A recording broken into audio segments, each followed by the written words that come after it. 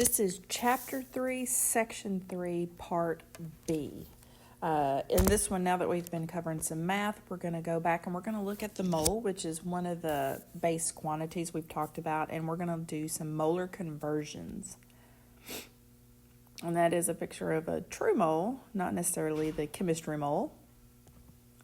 So what is a mole? It is going to be a counting number like a dozen. We are all familiar with a dozen means 12. And the mole is related to Avogadro's number. 1 mole equals 6.022 times 10 to the 23rd items. So if you're talking about a mole of atoms, then you have 6 times 10 to the 23rd atoms of an element or a compound. That is an extremely large number. If we were to write that out, it would look like this. So as you can see, very, very large. And we are using our scientific notation now because, again, who wants to write out that large number every time? So 1 mole, the mole is, again, like a counting number, but instead of it being equal to 12, since that word goes with dozen, it is equal to Avogadro's number, which is 6.022 times 10 to the 23rd. So when we say Avogadro's number, that is the number we are referencing. So if we were to look at something large scale, things that you could actually see and not something tiny like an individual atom, how large is Avogadro's number?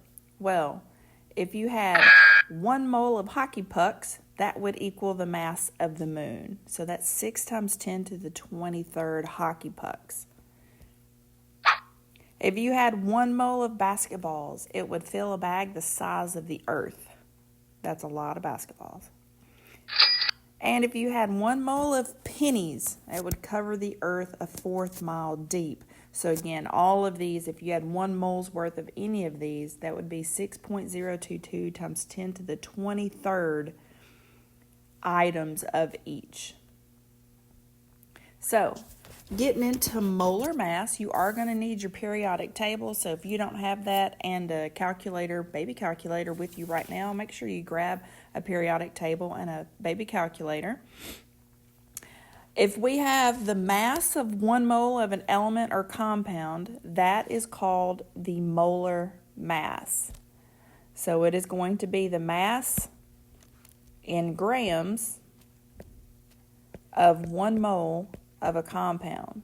Well, the mass, if you're talking about an individual element, that mass, the number that goes with it, must come from the periodic table. So now we're introducing you to another phrase, which is atomic mass. Atomic mass is going to tell you on the individual atom scale how many atomic mass units you have per atom. So that is the mass per individual atom. So, atomic mass is going to go with this one right here. It's measured in AMUs, which is atomic mass units. Again, you would use that particular mass unit if you were talking about individual atoms. But if you're talking about a mole's worth of atoms, again, not just 1 or 2 or 3 or 4 atoms, but 6 times 10 to the 23rd atoms, then you would be looking at molar mass, and it is measured in grams per mole. Now, the special thing about these two numbers, if you're talking about individual elements, then the number off of the periodic table, could be used for either one of these. Just your unit would either be AMU if you're talking about atomic mass, or grams per mole if you're talking about a mole's worth of a substance and you need its mass in grams. And we will round each of these to 2 decimal places. So if I'm looking at your periodic table, for instance, I'm looking at hydrogen, which is 1.008. We would write down hydrogen's mass as 1.01. If I'm looking at helium, which is 4.003, we would use 4.00.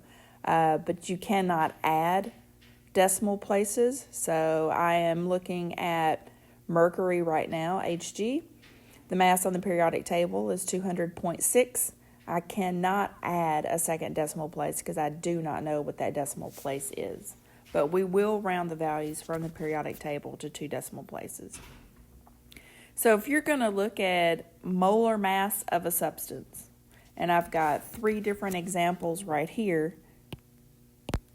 If I asked you to find the atomic mass of carbon, you would look at your periodic table, and its atomic mass is 12.01 AMU. That means 1 atom of carbon has an atomic mass of 12.1. But if I asked you, well, what's the molar mass of carbon, meaning if you had a whole mole's worth of carbon, that is 6.022 times 10 to the 23rd atoms of carbon.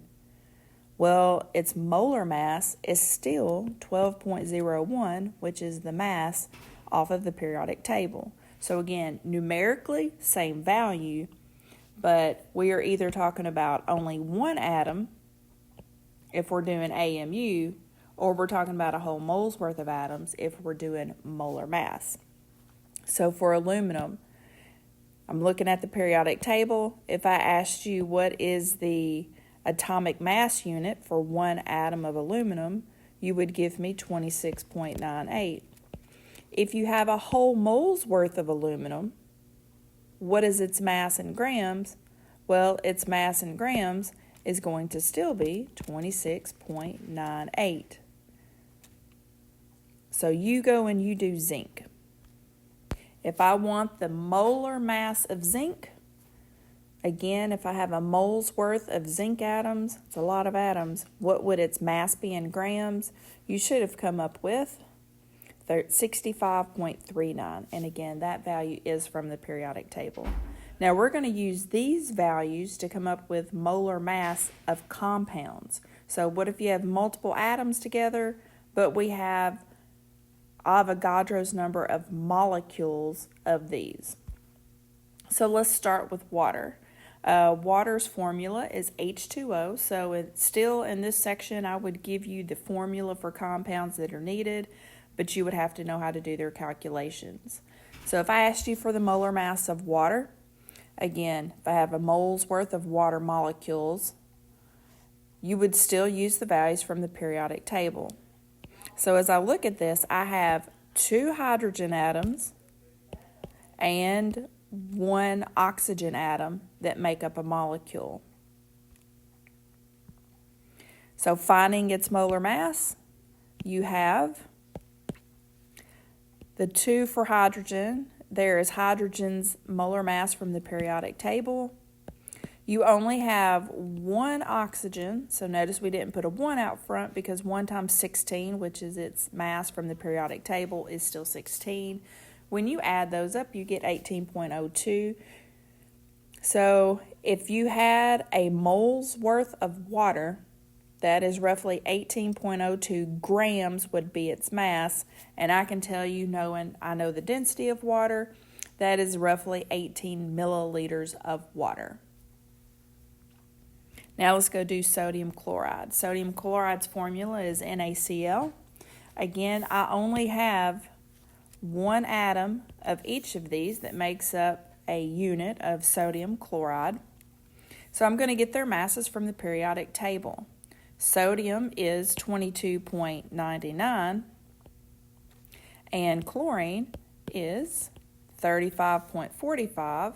Again, I've left off the 1s because it won't change our value. So the molar mass of table salt is 58.44 grams per mole. And again, that's assuming you have a mole's worth of those units of salt. Sodium bicarbonate, also known as baking soda. We have 1 atom of sodium, 1 atom of hydrogen, 1 atom of carbon, but 3 atoms of oxygen. So if we were to write this out, sodium, since you only have 1 atom of it from the periodic table, sodium's molar mass is 22.99. Hydrogen from the periodic table, 1.01. Carbon from the periodic table, 12.01. And then oxygen from the periodic table is 16.00, but we do have 3 of those oxygen atoms. So make sure you multiply 3 times 16 first, then you add on the rest of your values. And when you add those up, you get 84.01 grams, or grams per mole, because we are assuming if you're talking molar mass, you must have a mole of the substance. And then sucrose, which is a form of sugar. This one is C12H22O11. So we have a lot of atoms to worry about, but if we have a mole's worth of this sugar sucrose, it would look like this. Again, 12 carbons, 22 hydrogens, and 11 oxygens, and you calculate and get 342. Make sure that you can put these into your calculator properly. So this is how I want you to do your molar mass examples and calculations of those. Now we're going to get into conversions. So with our molar conversions, we're going to be converting between 3 different things. So I want you, definitely what I am drawing right now, make sure you get this in your notes. Moles is our pivot point for everything that we're going to do. And moles is measured in moles. So I already have the abbreviation for the unit moles. Mass is measured in grams. And then our number of particles,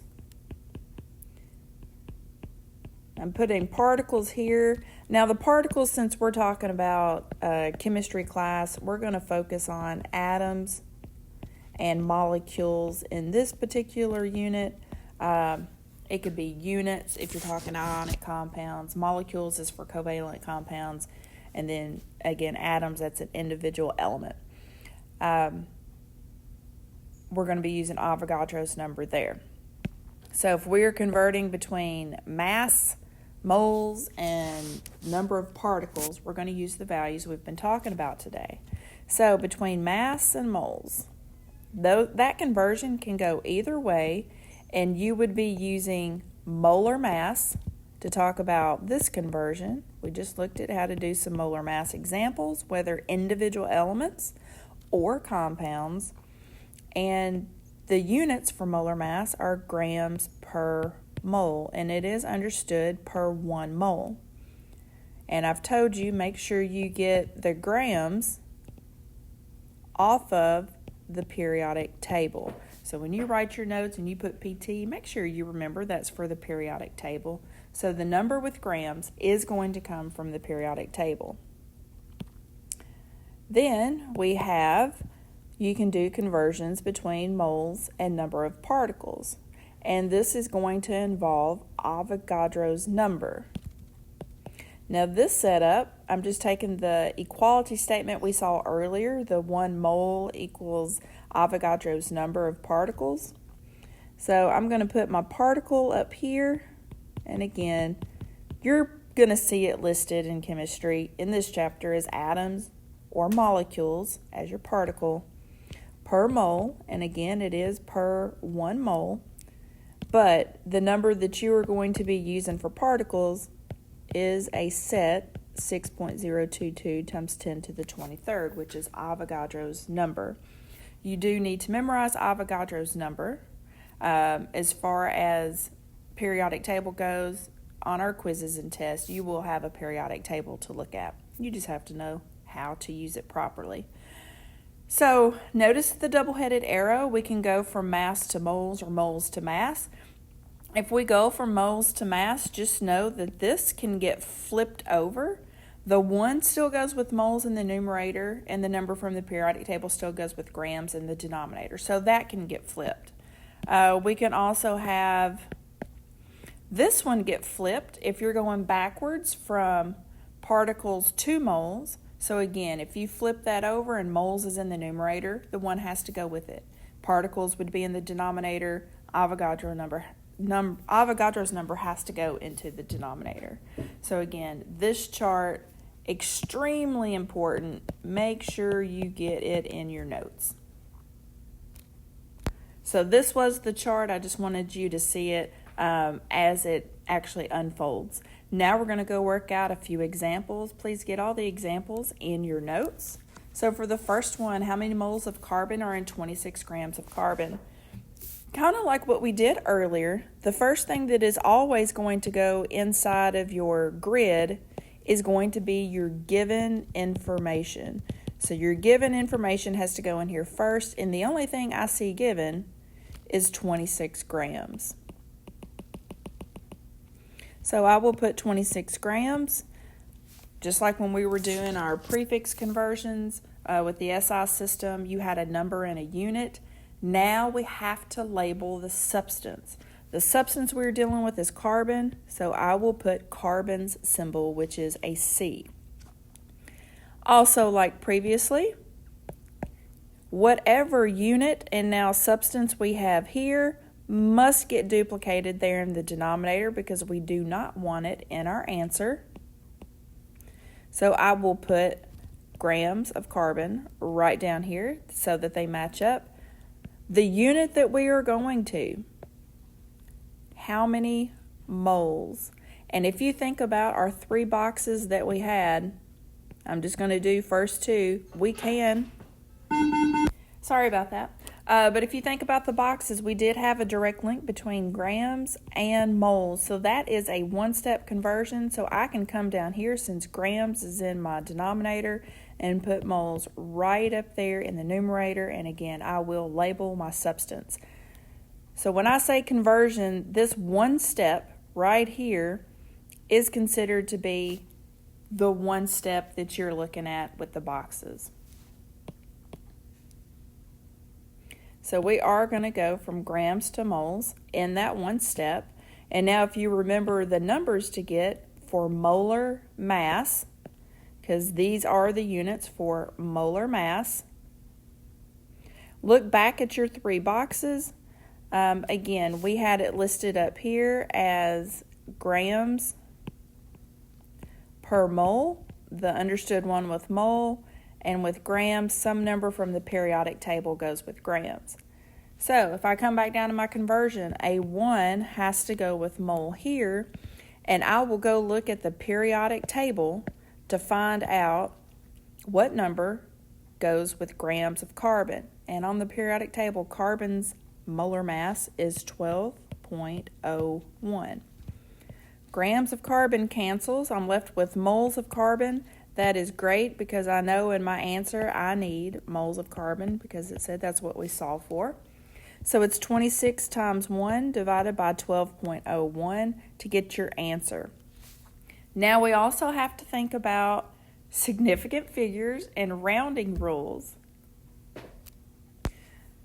Since this is all multiply and divide, we are going with the fewest given or total significant figures in a number. Remember, the 1 is considered an exact number because 1 mole is a counting number that we've got. I do have 2 significant figures here. This is a rounded off number from the periodic table already. There are 4 significant figures here, so I will be allowed 2 significant figures in my answer. 2 significant figures in my answer. So when you get your number in your calculator, round it to 2 significant figures. And your answer is 2.2 moles of carbon. Get this next problem in your notes. How many molecules are in 2.5 moles of sucrose? We saw that earlier. Again, how many molecules? Well, I told you again, molecules, you're going to see that is the particle that we are talking about in this example. We put our given in first. So there is my given information. I have 2.50 moles of sucrose. And again, you must label your substance, please, on everything that you do for me. So moles was given. I know that we want to repeat moles right down here. So I've got moles right there. If, again, you think about your boxes, and our boxes that we had, you could have had moles going to particles. Moles going to particles. That was one step. And it was set up as Avogadro's number over 1 mole. Place your unit right over here. This one in this case is going to be molecules. So I will go put molecules. Notice I'm abbreviating it MOLEC because I don't want it to look like moles, that extra C. I know it's going to be molecules of sucrose. So when I put in my values, I have a 1 must go with the moles. And then Avogadro's number right here has to go with our particle molecules.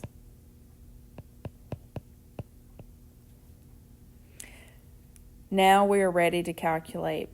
In my answer, with again multiplying and dividing, I know that I need either 3 or 4 significant figures. So 3 significant figures is going to be my answer when I round properly. When you get your initial answer here, it will be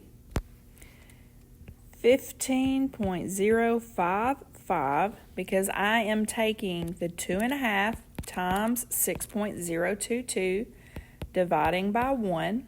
So that gives me 15.055.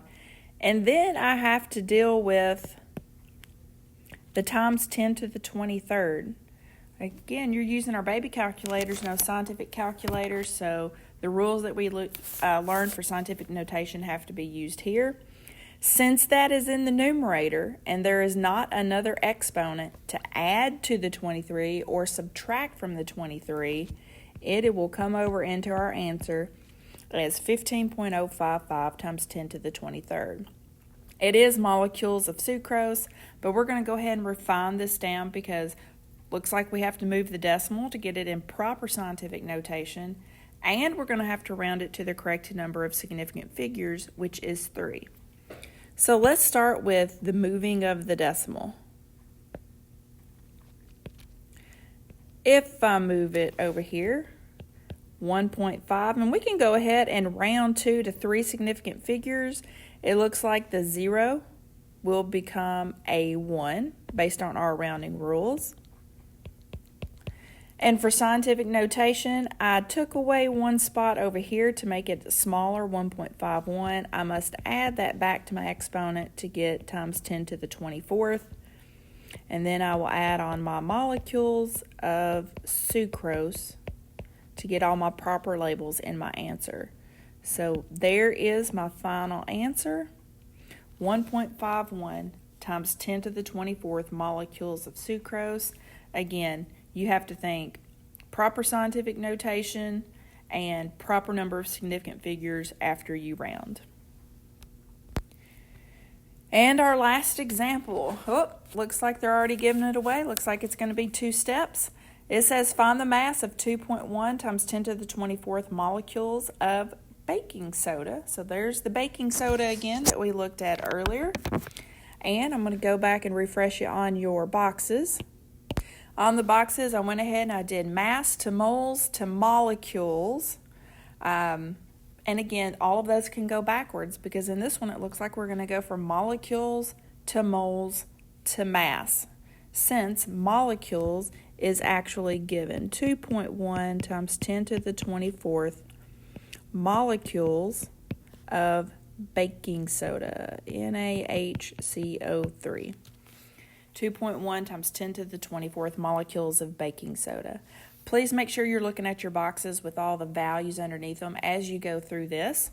Again, since I have molecules here, I want to repeat that right here at the bottom. So we've got, molecules of baking soda. And we are going from molecules to moles. So I know that my next unit that I'm going to use is going to be moles of baking soda. The numbers, but with that step, a 1 has to go with moles. So you can look back at what you were doing. A 1 goes with moles, and Avogadro's number has to go with molecules. So a 1 with mole, Avogadro's number with molecules. And then, as I notice that this is moles, that has to be repeated there at the bottom.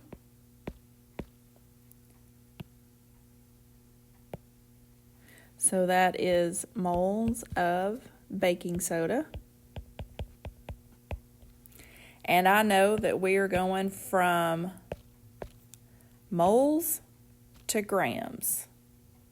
So I'm going to switch my colors here and get grams of baking soda there at the top. And the numbers involved with that, as I look back, again, a 1 has to go with moles. And the number with grams has to come from the periodic table. Well, this was baking soda. Back earlier, we calculated how to find the molar mass of the compounds. And baking soda was one of those compounds. We found its mass earlier to be 84.01 grams per mole.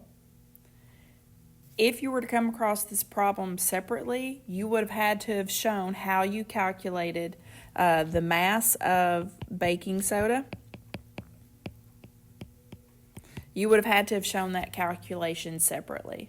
So again, anytime you've got compounds like this, show the abbreviated math that we showed earlier to find its molar mass. Now, what are we going to do with all this information? It looks like we are ready to cancel some things out. Looks like moles and moles cancels, molecules and molecules cancels. I am left with grams of baking soda, which is good because grams of baking soda, it said find the mass of baking soda. Let's talk significant figures first. Let's see. In this number, we have 2 significant figures. Again, ones are exact. That number has 4, and this number has 4. So we are limited to 2 significant figures in our answer. Let's look at what we're going to do with all this scientific notation. So first off, I want you to take 2.1 times 84.01 and divide by 6.022. So again, multiply those numbers on top that I have parentheses around, divide by 6.022. And when you do that, you get 29.29608,104. And we've already said you need 2 significant figures. So that will round to 29. That rounds to 29. Now we have to deal with our exponents. And for the exponents, I see that we've got, trying to change colors here, 10 to the 24th divided by 10 to the 23rd. Well, you know from doing our scientific notation, when you divide exponents, you subtract, so that is 24 minus 23, which is 1. 24 minus 23 is 1. Now we have to put that in proper scientific notation. So I'm going to move my decimal to give me 2.9. Since we moved the decimal left and made our number smaller by 1 spot, that must be added back to the exponent. So 2.9 times 10 to the 2 grams of baking soda. And that is our final answer.